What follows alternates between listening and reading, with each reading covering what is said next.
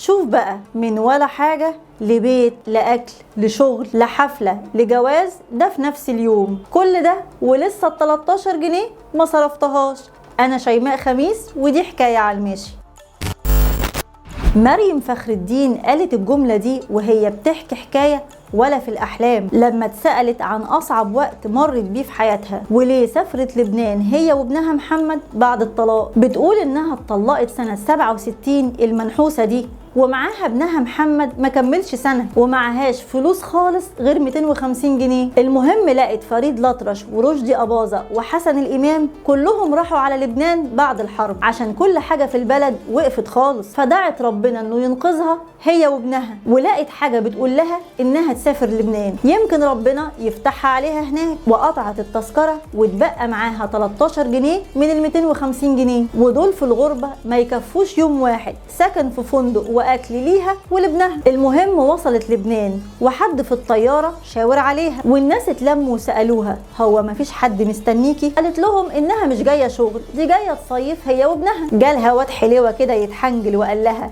تحب اوصلك؟ فوافقت على طول عشان توفر ال 13 جنيه تجيب بيهم علبه سيريلاك وعلبه لبن لابنها، وطلبت من الراجل ده انه يوصلها عماره يعقوبيان. ولما وصلت شكرته واداها الكارت بتاعه وقال لها ايه، هنروح ونيجي ونخرج. ولما نزلت من العربيه قطعت الكارت على طول. طبعا ما هي مش بتاعت هلس وكلام من ده، وكانت بتدعي دايما ربنا يرزقها بالحلال. المهم دخلت العماره لقت ولد هناك بيشتغل اسمه رياض، وطلبت منه يأجر لها شقه مفروشه، بس قالت له ان التحويل لسه ما وصلش عشان جمال عبد الناصر معاصلك في موضوع التحويلات دي بسبب الحرب، بس التحويل هيجي قريب ان شاء الله. رياض جاب لها شقه على البحر زي الفل، فنزلت السوبر ماركت تحت العماره. اول ما الراجل البقال شافها وعرفها قال لها تحبي تاخدي ايه يا ست مريم؟ قالت له عايزه علبه سيريلاك وعلبه لبن. قال لها هتاخدي عنوته ولا تدفعي فوري؟ فقالت له يعني ايه النوته دي؟ قال لها يعني تاخدي كل اللي انت عايزاه وما تدفعيش حاجه خالص وتمضي عنوته. قالت له ايوه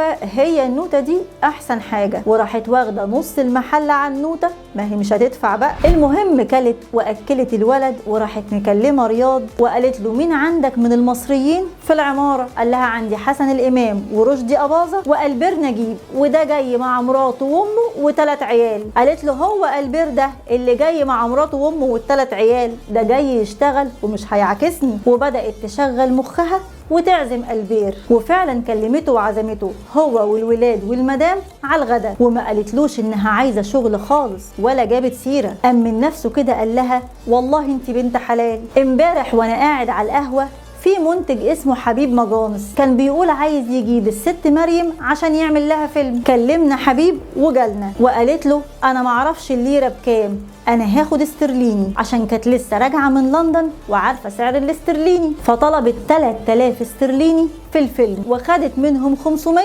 زي عربون كده، وقالت له بص بقى انت لما تجيبني على لبنان لازم تدفع لي التذكره، انا اللي دفعت التذكره دي عشان جايه اصيف. فقال لها حقك ودفع. قالت له كمان لما انت تجيبني من مصر لازم انت اللي تأجر الشقة، انزل لرياض وقول له التحويل جه واديله ايجار شهرين. قال لها حقك ودفع. قالت له بقول لك ايه، كمان البقال تدفع له، هو انا هاكل على حسابي وانت موجود؟ قال لها حقك ودفع. وبعدين قال لها انا عايز منك خدمه، الساعه 10 بالليل تلبسي وتتزوقي عشان البدروم بتاع العماره دي فيها سوبر نايت كلاب، وانا هعمل لك حفله كبيره وهجيب الصحفيين عشان يصوروكي عشان الفيلم. فقالت له حقك. نزلت النايت كلاب لقت يوفط ترحيب زي الانتخابات كده، وورد وزغاريط، قعدوا كلهم على ترابيزه كبيره. وبعدين دخل واحد، فالمنتج قال لها ده فهد بلان اللي هتمثلي معاه، فما جمعتش الاسم عشان كان مش مهم عندها اي حاجه غير انها تمثل. وبعدين المنتج طلب منها انها ترقص معاه عشان يتصوروا، قال يعني دي دعايه للفيلم. بعد ما رقصوا وتصوروا فهد قال لها انا عايز اتجوزك يا مريم، خبط لزق كده. شوف بقى، من ولا حاجه لبيت لأكل لشغل لحفلة لجوز، كل ده في نفس اليوم، عشان تعرف ان ربنا لما يعوز يرفعك يرفعك، ولما يعوز يخسفك يخسفك. كل ده وال13 جنيه ما اتصرفتش، وفضلت مريم شايلاهم في الدولاب عشان اعتبرتهم 13 جنيه مبروك. سبحان الله على الإيمان بالله واليقين بإرادته. ربنا يرحم مريم فخر الدين الممثلة الجميلة المحترمة.